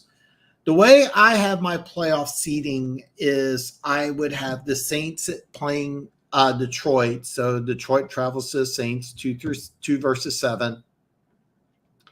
An NFC West battle, San Francisco against Seattle. Seattle travels to San Francisco. And a really, really good one with Dallas traveling to Minnesota. A nice 4-5 matchup. Now, you would probably have Giants traveling to Minnesota, which would be a rematch. Your scenario: Minnesota Giants. That would be a 4-5. Or would you have the Saints beat a 4 seed and Minnesota beat a 3? No, I would have San Fran is 2. Mm-hmm. I would have Lions is 3 and Saints is 4. So I would end up having so you would Vikings is 5. Okay, so you would have Giants is 6. Right? Ooh, Saints Vikings would be a lot of fun. Let's do this here then. Saints Vikings. Vikings would host the playoff game. Is that right? No, it would be Saints because they would be the 4. The Vikings would be the 5. Okay, I'm sorry. So Minnesota travels to New Orleans to play the Saints, and these two teams have some interesting playoff games from a few years ago. That would be a fun game to watch. So Minnesota travels to the Big Easy here. Who do you like to advance? I think I would go with the Saints, and I know Chiefs fans would be like, but Derek Carr. But the Saints have what, three former Chiefs players on that defense. Mm-hmm. So 3 guys that have, at least 2 of them have a ring, so they know what it takes. Yeah, I think I would lean Saints at home. Yeah, I would feel the same way. And bottom line, I think Carr and Cousins kind of cancel each other out. You can debate who the better coach is, and then it comes down to defense. And even though I think Flores will turn things around, I think the Saints have a much better defense, and a defense travels easier in the playoffs, in my opinion. So in your scenario, I would have the Saints advancing. Who would be your 3-6 matchup? Your 3-6 matchup would be it would be Detroit. And who's your seed? I think 3-6. So I think Detroit and New York is what I had. Ooh, boy, that would be a good one. All right. Giants travel to Detroit. Detroit is going wild. They are hosting a playoff game. You have them winning. Am I correct? I believe I do, yes. Okay. Yep. In that scenario, I would have the Giants winning. And I defense. I'll take in a wild card game unless the offense, and unless Detroit's offense, which was I think 4th in scoring last year, took a significant jump up, and I don't expect them to. I'll take the Giants. Keep in mind, last year the Giants won at Minnesota in the playoffs in the wild card round. So you would have Detroit winning, and you would have the Saints winning, and then 2 versus 7, it would be San Francisco. Is that correct? Yeah. Okay, San Francisco's 2, and then your 7 seed, would it be Dallas or Seattle? See, this is where I'm torn. I think I got to say Seattle, though, even though it feels wrong to not put Dallas in the playoffs. Well, so I'm not 100% sold either way. Let me ask you this: you can pick. Would either one of these teams be able to beat San Francisco at home in the playoffs? If one of them could, it would definitely be Dallas.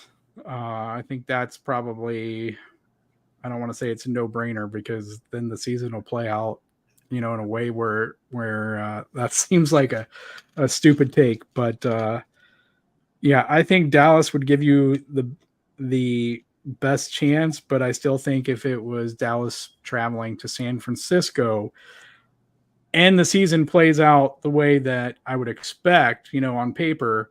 So you have a healthy San Francisco team. You have Brock Purdy, who's a bright kid, making a good sophomore jump, and Shanahan's offense. Shanahan, really having some fun during the offseason and kind of having his Andy Reid with Patrick Mahomes, moment where CMC just, sparks his creative juices, we'll say.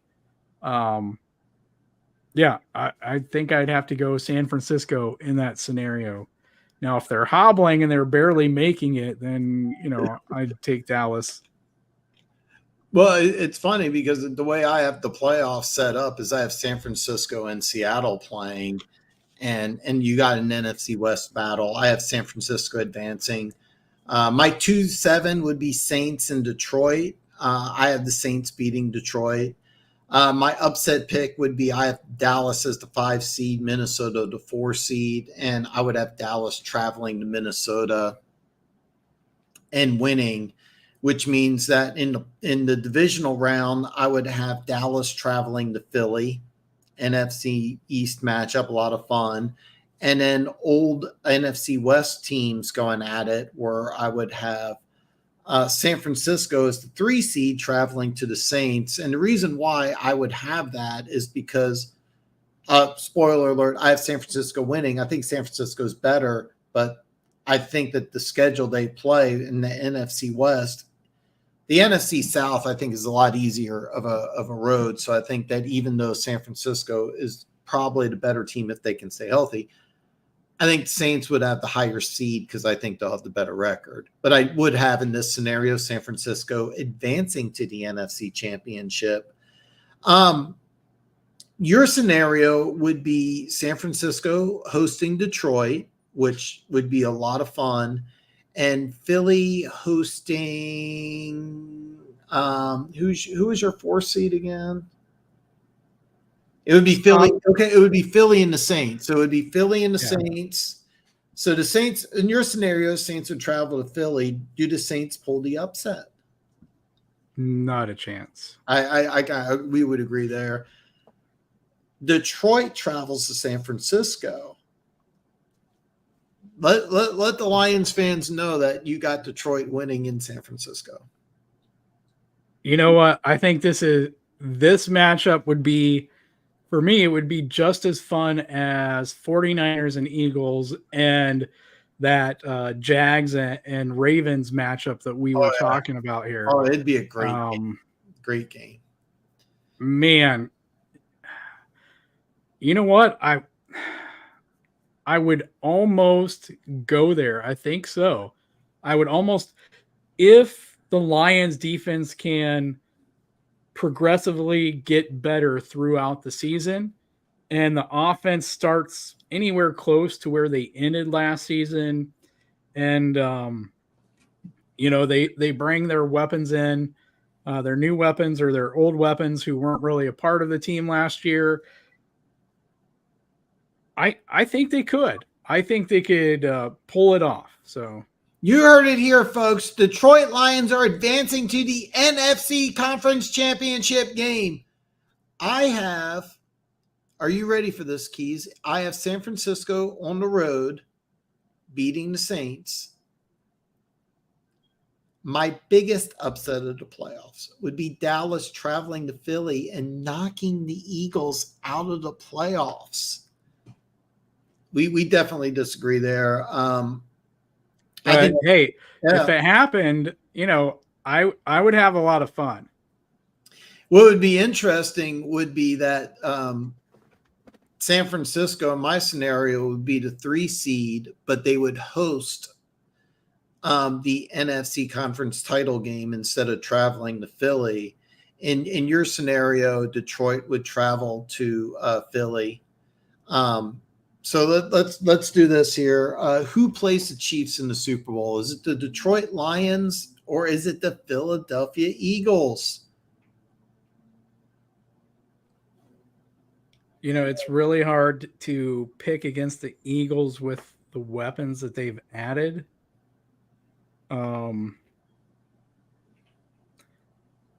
I'll just go ahead and say this. We're going to have a week 1 matchup in the Super Bowl. We got it here. Keas says that Detroit Lions are going to the Super Bowl. Oh, wow. I you know what? Luke G will be here Tuesday. He would love to hear that. Keas guarantees it. He says, bet your life savings Detroit Lions are going to the Super Bowl. My scenario: San Francisco and Dallas playing the NFC conference title game in I don't know what they call it now, but the old school was Candlestick Park. So you can bring back the 90s. You know, I can hear Nirvana playing right now with Dallas and San Francisco. In my scenario, I have another upset. I have the Dallas Cowboys again. So they beat Minnesota, then they beat Philly, and then they beat San Francisco. So my Super Bowl matchup would be the two former teams from Dallas, the Kansas City Chiefs and the Dallas Cowboys. So Keas has the Lions and the Chiefs. I have the Cowboys and the Chiefs. Keas, I'm going to ask you a tough question here. I have no idea who you're going to pick. Chiefs, Lions in the Super Bowl. Oh, I'm definitely going with Detroit's opponent.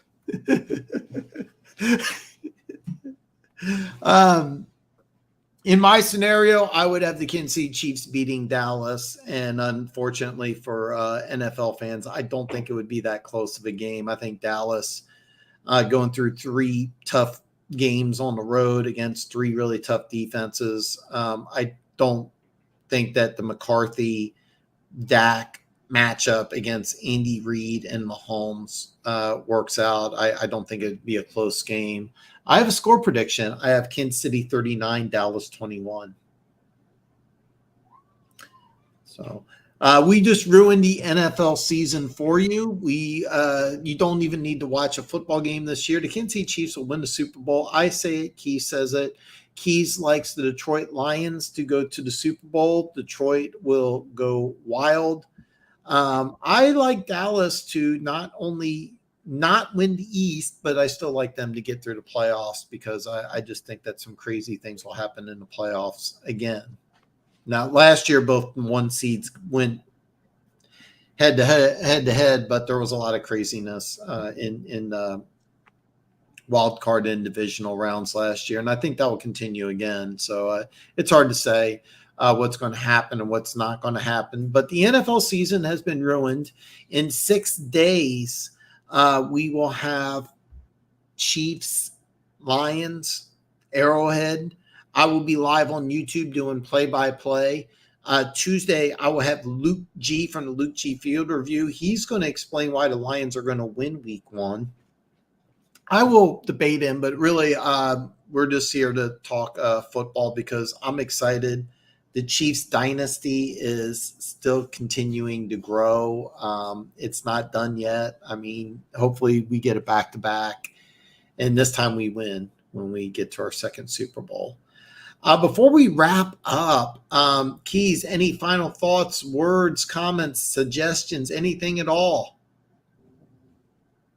No, I don't have anything to add. I think we did a lot of talking here, but I'll just say like this was all off the cuff. This was not, and it wasn't pandering to Detroit fans because, obviously you're a Chiefs fan, and I know we have a lot of Detroit Lions fans who are fans of the channel here.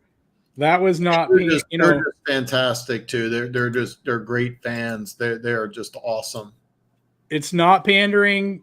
And I think the biggest thing is, there's always the caveat that, any given Sunday, anything can happen. There can be one or two injuries to one team that completely bust this whole thing open. So, take it with the grain of salt, and nothing is really said with disrespect. It's the way it is. The game is a game of luck and injuries. And, you still have to have talent and you have to have good coaching as well. But, luck and injuries can make anything happen. So, absolutely. It's really not the team that's the best team that gets to the Super Bowl. A lot of it's a health issue. I mean, Bengals fans are still saying, if they were healthy, if there wasn't that penalty where Joseph Asai pushes Mahomes 5 yards out of bounds, which has always been a penalty, even back in the 50s and 60s. But Bengals fans do have a legitimate, argument that, hey, if they were healthy, well, yeah, we Chiefs fans get it. We still say the same thing about, was it Super Bowl 56 against the Bucks, 55? 50, 55. Yeah. So Well, the interesting thing about the argument was who was it on the Bengals that was clapping back to Odell Beckham, saying, Odell said, "Hey, if I hadn't gotten injured, we would have stomped you all basically." it was someone Boyd who got hurt Yeah. the first quarter, and it was funny because earlier he said if I didn't get hurt, we would have won that game. And seriously, you never know. I personally don't think that Tyler Boyd is enough of a factor in it. Nothing against Tyler Boyd. Nothing against Tyler Boyd. Great number 3 receiver, would be a number 2 on most teams. He was, great player. I don't think he's enough. I just don't. I don't, and nothing. That may sound like I'm disrespecting a guy. I don't think it's enough. I really don't. But you're right. But that's all I have. Guys, listen, don't forget, I will be back Tuesday with Luke G from the Luke G Field Review. If you haven't already, make sure you hit that like button. And in the description below is Keas' YouTube channel. Do subscribe to the BAK Talk Brothers. It's a great channel.